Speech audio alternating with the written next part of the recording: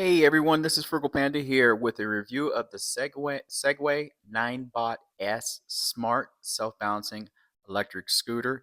It's 800-watt motor. It goes around almost 14 miles. Excuse me, it has almost 14 miles of range and goes about 10 miles an hour. It has LEDs. You can also get the go-kart kit for this one too, so they make a go-kart for it. It came well packaged. It came in two boxes. It weighs around, I believe it's 31 pounds or so. I'll put it in the description, everything with the actual weight. It weighs 30 some pounds. I believe it is 31. Um, Beyond that, you take it out of the big box. It's in a little box. That right there is actually really important because if you didn't have that, it'd be really difficult to put air in those tires. Tires came fully inflated. They did not feel like they needed to have any air put in them. That little piece right there is what goes over the bolts. There's your charger. So it comes with a nice little Segway and actually is proprietary charger for Segway. A lot of these like e-bikes I've gotten, they have these cheap chargers that don't even have a name on them. They could be used with anything else. So that's one that actually says Segway and is branded by them. Segway's been around a long time. As you know, they were bought by, they're now a Chinese company bought by them. But as soon as I pulled it out and I looked at it, I could tell this is pretty high quality.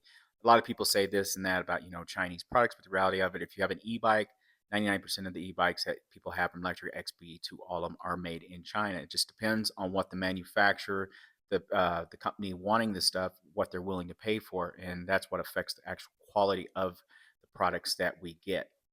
It came with an Allen wrench and two bolts. This literally took me 2 minutes to put together. I don't think I even looked, I may not even have looked at the actual instructions to put this together, to be honest with you. Basically, that's it. It can only fit one way, the actual bar. That bar, if you see the top of it, it actually has soft padding on it. So I know I'd read some complaints about it hurting people's knees, but the padding on it's soft. I had no problem with it. So I don't know what people were talking about. Maybe the padding wore off or something like that. You tighten the two bolts, the Allen wrench that's provided too. Don't over tighten them, but tighten them pretty good. Just use common sense. It's literally two bolts that you tighten on this, and once you got both of them tightened, there's that little plastic black piece that you saw me pull out. It will actually go over the top of the bolts, and you'll know you got it in place correctly when it actually clips into place. You'll hear a clicking sound. And also, by the way, this came from Amazon. I'll leave links in the description for Amazon. I got the black one. They had the black one on sale. The Ninebot S white is exactly the same as the black one, it's just two different colors. I had to pull the trigger on this.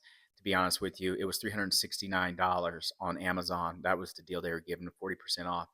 Okay, after you get it put together, download the app. The app is an iOS or Android. You can put it on either one of them. It's your choice. I didn't think about it. I could have actually put it on my backup phone that I have that doesn't have service. And so you guys could have saw better how you use the app. But honestly, the app is self-explanatory. Now, I tested this in the house first before I just went outside and made a fool of myself. Um, it's once you turn it power it on, it will self-balance for you. But I test on the inside of my house, and it will also limit how many miles per hour you can go and everything to go over a certain thing, and you do turns and certain things you need to do to tell the application that you're competent enough to actually get on it and ride faster. So I did all that, and you see I turned it on. It self-balances. You see it moving back and forth. That's what has to do more so being on an incline of an actual, of my driveway. You hop on it, and it's not like the old hoverboards. So my son has another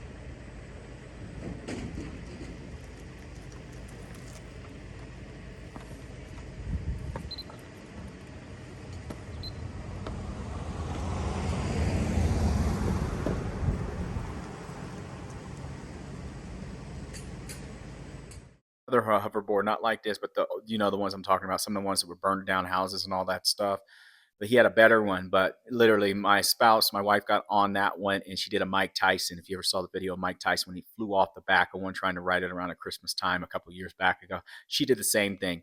I was able to ride it, and I could ride it and all that, but you'd hop off of it, and sometimes it'd fly off on you and take off on you, and you'd be like, whoa. And you'd hop off or get real shaky, and it is easier to crash on that one. This one, like I said, I practiced in the house before I brought it outside, and this is really easy. There is not much to this. To be honest with you, I think the only issue I had really starting, and it takes a minute to get used to, is you have your dominant leg, the same as if unless you're, some people are left-handed and right-handed, and you have your left leg. My left leg is a little slower than my right leg, but getting used to it and making sure I put my legs close enough so I could use the bars, because you lean against those bars with the inside of your legs to go right or to go left. But I'm telling you, it's real painless. The easiest way I'm guessing you could crash on this was cutting a corner real fast. So like you're going forward and you turn to the left too quickly and you go off the side of it. But then again, you can only go 10 miles an hour and it will start beeping at you if you're going over that and slow you down. So it does actually do that.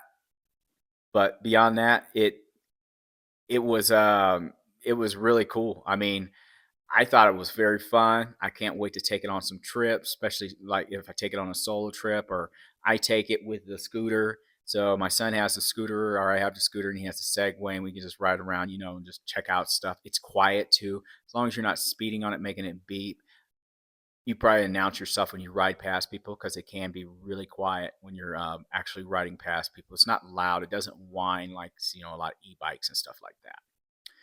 So yeah, so it has brake lights on it. It actually has headlights and it has ambient lights. They're like different colors and stuff. So if you're riding this in the city or something, there's nobody should have any problem seeing you riding. Would I ride it in the street? No, I wouldn't. Ride it on the sidewalk and stuff. That has 10-inch tires on it that are air filled.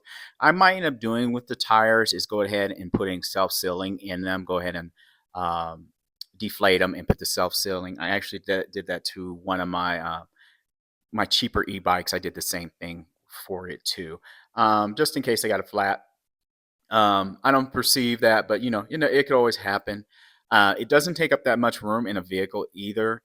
You don't have to take it apart. You ain't got to do much about it. You can probably put it down in your floorboard of the back of your car, like your rear seats, and no one be able to even see it in there.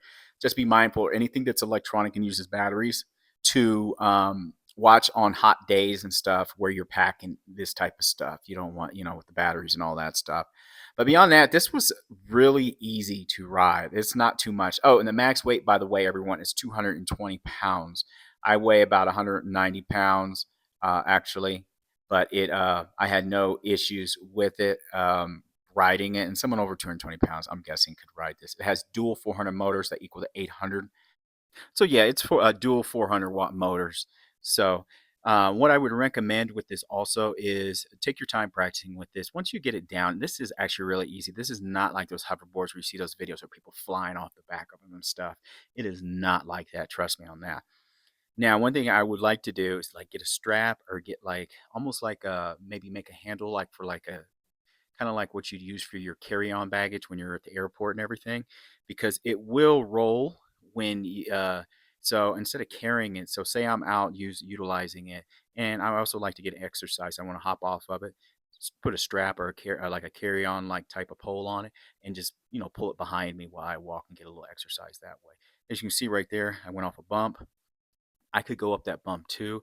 To be honest with you, I probably wouldn't go up the bump. Just hop off of it and pick it up and or pull it right over. That would be much easier to do. But I was able to do it, obviously.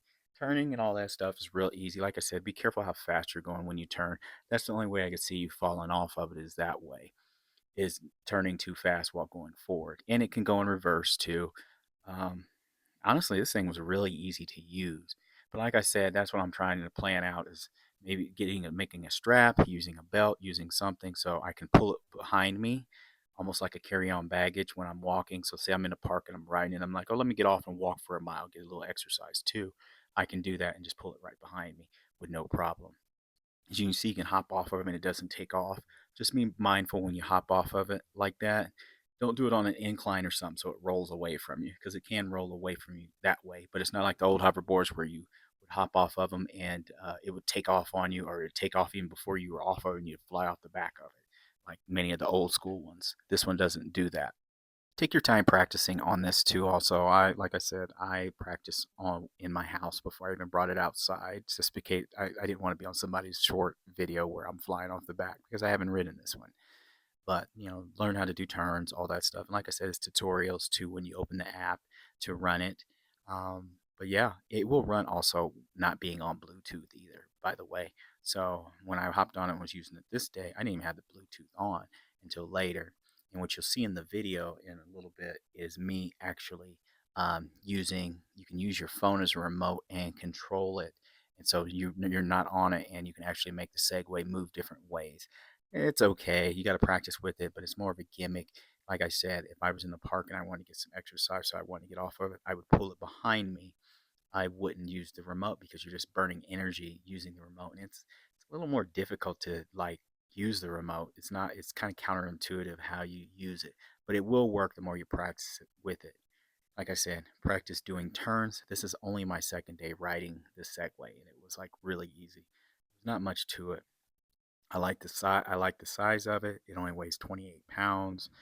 It can fit in your vehicle, and you can put it in your floorboard so people can't actually see it, which I think is really good. Things like that. Um, so that's what I really like about it. So I can definitely see me taking this on road trips, definitely to cruise around cities. You know, and when you go into a store, say I'm doing some shopping somewhere, I see something I want to go check out, I can pick it up and put it in a cart and push it around and not have to lock it outside and not have to worry about someone stealing it because it's actually with me wherever I'm at. So I think that's really cool and I really like that about it. As you can see, I'm riding up and down an incline of a driveway, so it's a pretty decent incline right there, and it does it with no problem self-balancing. So so like I said, this was only $369 on Amazon. So I paid 369 bucks on sale. By the time this video comes out, I hope it's still on sale because I'll leave the links in this description if you're interested in actually purchasing this. But I'm pretty satisfied with it. Really good quality. As you can see right here, you can just hop on it and go back and forth on it. It's not going to take off on you. You get so used to, if you've ridden the old hoverboards, being prepared for it to try and take off left on you or trying to take off right. The only way it could take off left or right is you're like hitting the bar in the middle and making it go left or right.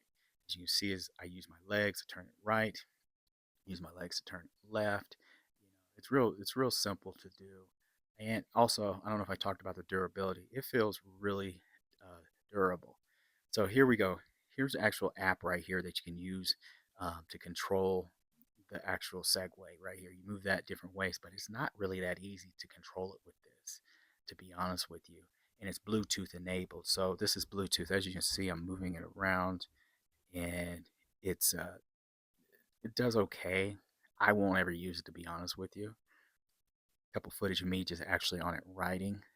Uh, like I said, it goes 10 miles an hour, which is decent for me for what this is. Definitely for city dwelling and just riding around or going to check out a cool park. But also, when you're riding this, I also recommend you hop off of it every once in a while and stretch your legs and stuff like that, because you can get a little tight on these riding them for too long. But yeah, anyway, links will be in the description for the Segway. Would I recommend this? I definitely would. I think it's a great travel partner to have with you. So anyway, this is Frugal Panda. I want to thank everyone for watching my videos. I got some big reviews coming out. I got a major review. Come check it out. Check out all my videos. Everyone, have a good day. Frugal Panda is out.